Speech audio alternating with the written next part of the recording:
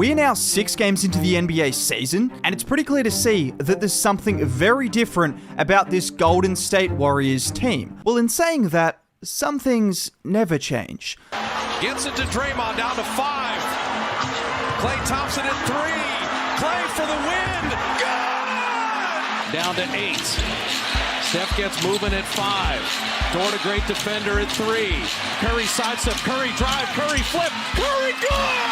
I'm sorry, but can we talk about Steph Curry's game winner? Right here is Steph on an island against an elite defender in Lu Dort. He walks him down before crossing him up, and pause here. Look where Steph takes off from before dropping it in. And the genius of Steph is in the details. He takes off early to throw off Chet's rhythm, who is waiting. And then just to make it truly impossible for Chet to block his shot, he then throws the ball off the ceiling and drops it in. Steph Curry makes that shot look easy, but I can assure you that is one of the most difficult shots you can make. And for all the Dubs' improvement, we all know number 30 is who opposition teams are game planning for. The difference this season, however, is instead of only game planning for Steph Curry, you have to be ready for every single player on this Warriors team. I mean every single player. Look no further than Jonathan Kuminga, who finished with 19 points in just 22 minutes off the bench versus OKC. But more impressively, 17 of those 19 points came in the second half, with him shooting 8 of 11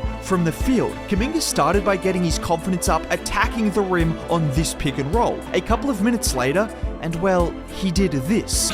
Kuminga around Isaiah Joe to lay it up and in. Jonathan Kuminga, what a play! But the difference in Kuminga's game this season is following those 2 plays, 4 of his next 5 buckets were jump shots. And it's time for everyone to start realizing Jonathan Kuminga can shoot the damn basketball. Just look at this play. Kuminga gets the ball with 5 seconds left on the clock. He immediately attacks Chet, using his body to create separation before then up faking and dropping it in. 6 games into the season, and JK is an entirely different player. Even going back to the game against Sacramento, with the Kings playing a 3-2 zone, JK was the one who attacked the space presented to the Dubs at the free throw line before calmly knocking down the midi. The stats back it up as well. So far this season, JK has gone from averaging under half a mid-range shot a game last year to over 1 a game, and doing so on 50%, which makes him so difficult to guard, because we already know if you get close to him, he's going straight past you. But now all of a sudden, if you sag off,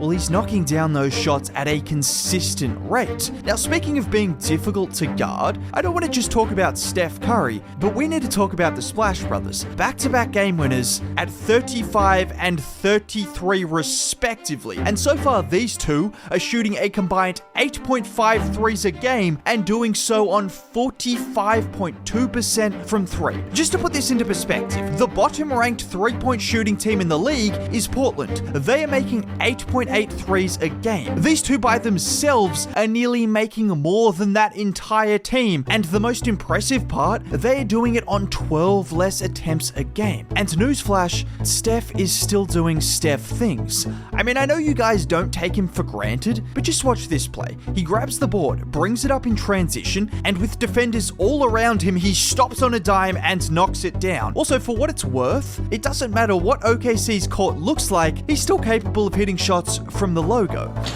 Curry from way behind the three-point line, Stephen Curry. But following a rough first game, Klay Thompson needs a ton of credit, because in his last 4 games, he's only averaging 12 shots a game, but they've all been good shots for the team, with a lot of Klay's threes coming in transition, already building a really nice connection with CP3. It feels like the moment CP3 spots Klay, he finds him, and the moment Klay catches the pass, well, he's ready to fire. Having an efficient Klay, who's been working really hard defensively, is way better than any version of Klay that takes 20 shots a game. It's also important for everyone in this team to take the best shots available, because there is so much talent that someone is going to be open. I've already mentioned JK, but how about Dario Saric coming off the bench and giving the Dubs 35 points in 2 games? More importantly, it's his 3-point shooting which is causing teams massive headaches. I want to go back to his second half against Sacramento, because believe it or not, it was was Dario Saric who kept the Dubs in the game. With Steph and the guys on the bench, the Dubs were trailing by 4 points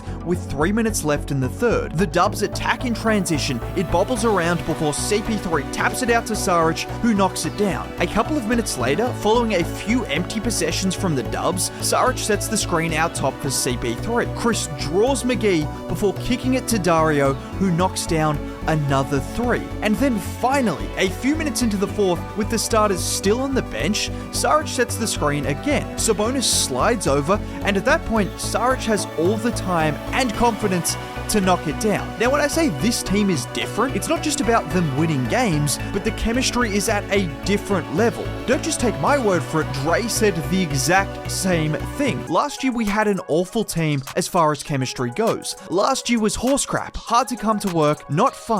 This year, you see the joy on guys' faces when they come in the building. This is a group that likes being together, and there's no better sign of the Dubs' chemistry and vibes being at a different level this season than their record on the road. Road games require your team to rely on each other without having that extra motivation from the crowd. And so far this season, well, they're 4-0, which is a slight difference from last year in which they were 11-30 on the road, aka a 22-win pace, and that team somehow finished with the 6th seed. So you're telling me they just have to go better than 11-30 on the road to have a better season? I think that's gonna happen, particularly when you consider they've made one other major change. Last year, the Golden State Warriors made a move that surprised some people, trading away their 2nd overall pick for a player that they had just let go to Portland, who had struggled majorly with health. Well, 5 months later, and this move couldn't look better.